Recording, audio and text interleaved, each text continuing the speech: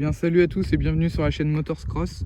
Aujourd'hui on se retrouve pour la présentation d'une nouvelle moto, une petite Rieju MRT 125 AC de 2020.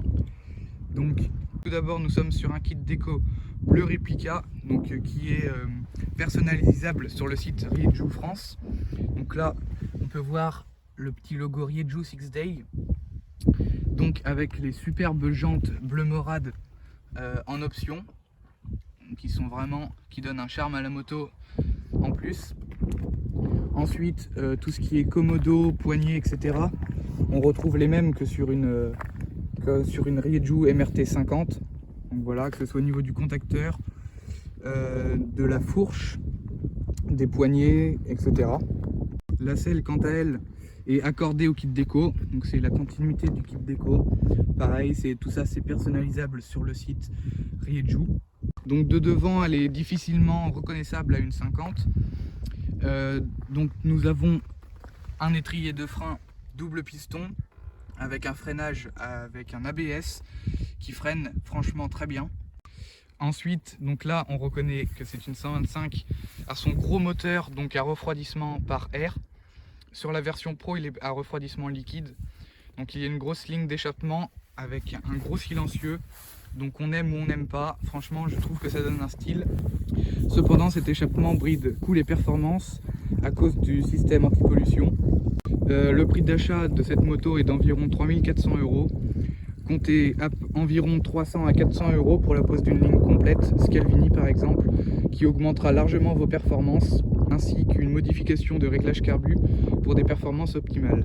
Sachant que d'origine, la moto talonne à environ 100 km/h. Pour ce qui est du carbu, nous sommes sur un carbu PZ 26 mm, donc le même que sur la Dirt 150 que j'avais présenté. Ici nous retrouvons donc la boîte à air qui est bridée d'origine, donc qui peut se débrider assez facilement. Il faudra alors prévoir un nouveau réglage carbu qui permet donc d'augmenter le couple sans augmenter la vitesse de pointe. Pour ce qui est de la suspension arrière, nous sommes sur une R16V, donc qui vient conçu exprès pour ces modèles là de chez Rieju et pour les 50 aussi. On peut retrouver sur la ligne une partie de ce qui permet de faire la dépollution, ainsi qu'un catalyseur dans le gros silencieux. La spécificité de cette 125, c'est son démarreur électrique, donc elle ne possède pas de kick. Et il faut aussi savoir que celle-là est en suspension non inversée, et elles sont disponibles les suspensions inversées en option ou bien sur les versions Pro. Pour ce qui est des pièces qui ont été changées sur cette moto-là, nous pouvons retrouver donc le capuchon de réservoir qui a été modifié par un modèle protégé à clé. On peut aussi donc retrouver les jantes anodisées bleues, donc qui sont sur le catalogue Rieju France. On peut aussi y retrouver les petits caches radiateurs pour la déco, que le support de plaque court et que le guide chaîne rouge. Donc voici le démarrage de cette Rieju 125 MRT. Donc on peut voir qu'elle est quand même très discrète à bas régime et au ralenti. Cependant le moteur se révèle rageur en haut régime.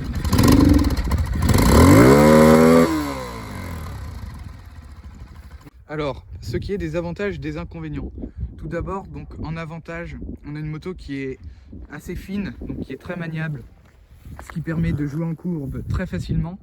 Et donc c'est une moto très fun, avec vraiment cet esprit de supermoto.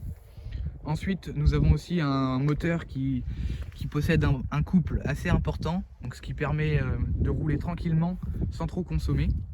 On retrouve ensuite comme point positif, qui peut être aussi un point négatif, donc le bruit qui est très discret, donc qui peut être un avantage pour certaines personnes comme en ville, etc., mais qui peut être libéré en y mettant une ligne d'échappement.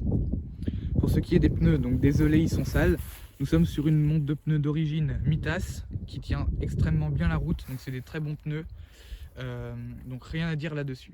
Pour ce qui est des désavantages, on va pouvoir citer un réservoir de faible quantité avec 6 litres 33, ainsi que un bruit donc qui est très faible.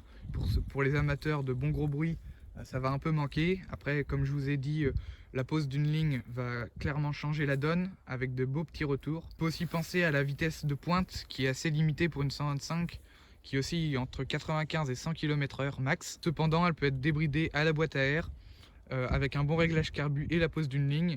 Et là, vous allez prendre environ 115 km/h. Donc au niveau de fiabilité, pour l'instant, il n'y a rien à dire. Cependant, les faisceaux électriques d'origine sont assez faiblards et sont pris en garantie pour être changés par des meilleurs. Il peut y avoir donc des petits défauts au niveau des contacts, mais rien de très grave, et cela n'empêche pas la moto de fonctionner. Donc si vous avez des questions ou des choses à demander, vous pouvez, l'espace commentaire c'est fait pour ça, et on vous répondra, moi ou le propriétaire de cette moto.